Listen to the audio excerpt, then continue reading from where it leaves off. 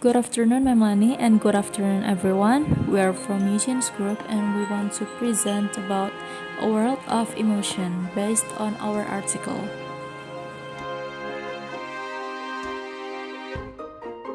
Our emotional world. Based on the scientific research, emotion was influenced by the culture that we learn from social interaction. For example, the different meaning of shame in Western culture and Chinese culture.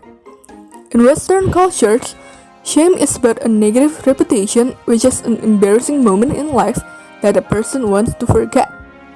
Meanwhile, in Chinese culture, shame has the positive meaning, which is purity. Chinese parents and teachers taught the kids to motivate them to behave properly. In this case, cultural psychologist Baja Mesquita at the University of Leuven in Belgium note that the different values of emotion lead to different consequences.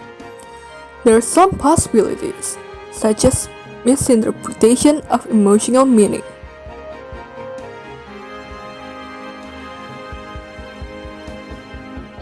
A study in the Journal of Personality and Social Psychology wrote that European Americans have a higher arousal of positive emotion than Hong Kong Chinese.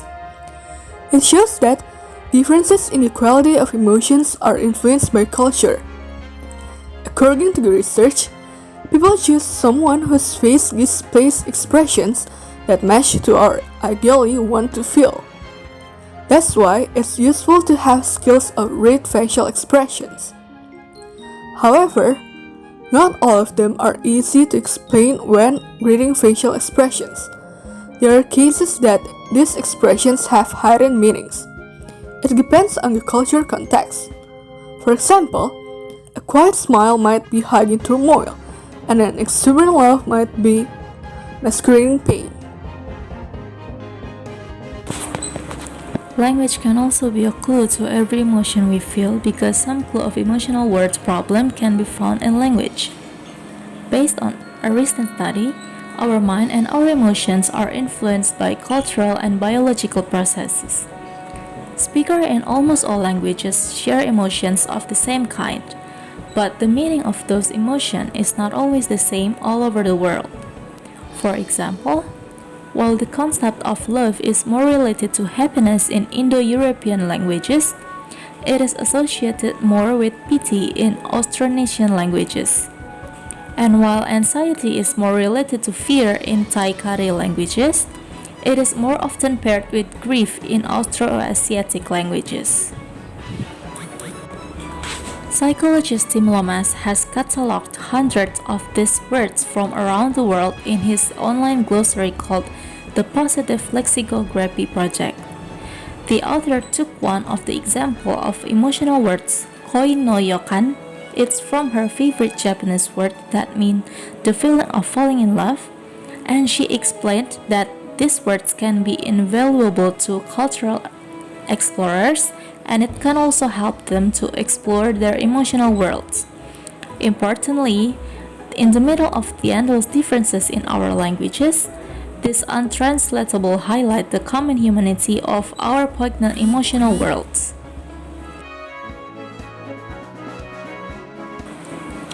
The writer shared her experience when she was moved to Japan in the early 1990s.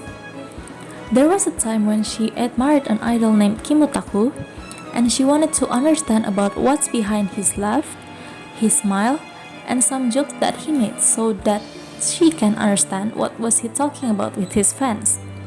And from there, she wanted to learn more about Japanese, so she tried to learn Japanese language and vocabulary. She also improved her skills by seeing soap opera and heard some of their internal monologue. One thing that she adored from Japan's people is their emotional words with each other. For example, their joy was more reserved, their grief was less dramatic, their anger was less fiery, there was more silence, more nodding, less eye contact, and less disputing. And it was their differences in character that made her marvel at their culture.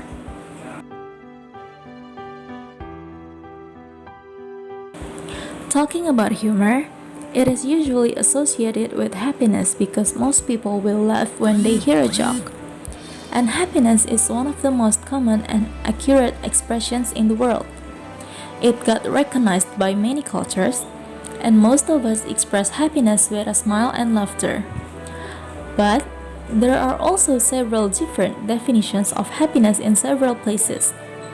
In ancient China and Greece, happiness was associated with fortune. People in the US expressed their happiness by alluded to positive experiences and personal achievements, while the Japanese cited social harmony. In other cultures, some people reject or fear happiness because, according to their beliefs, misfortune often hides behind joy.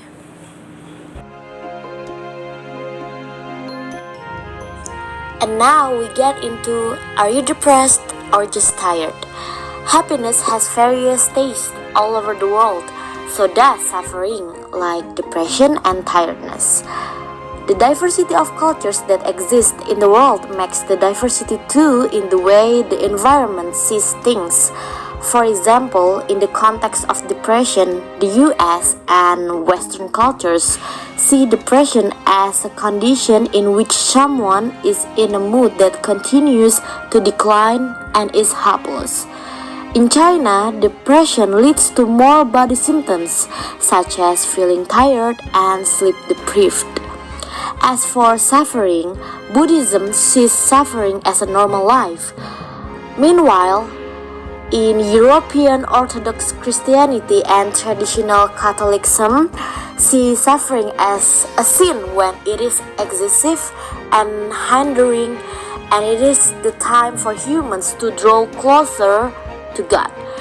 And lastly, India and Ecuador see suffering as people are experiencing a breach in their relationships. So, suffering is seen differently according to where a person lives and culture that develops around them. And the last discussion on our material this time is a happy health outcome. Culture can influence not only the pathway between emotions and mental health, but also our physical health. A recent study published in the journal Emotion, conducted by an international team of researchers, shows that well-documented adverse health effects of negative emotions, inflammations, weakened immune response, and increased risk for heart disease. We take samples in the US and Asia. People in the USA tend to be more independent and responsible for their emotions.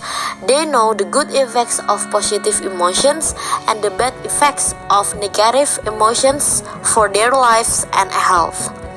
Meanwhile, in Asia, emotions are still influenced by Buddhist and Confucian traditions, that they perceive positive emotions and negative emotions as interconnected and recurring. And experts think it's normal and not stressful because they take turns with each other and will protect against some adverse effects on physical health.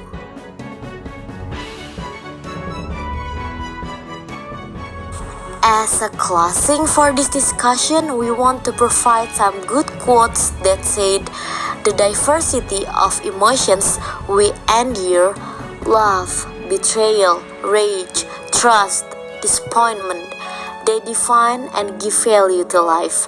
By Eulogy of Mind. Thank you.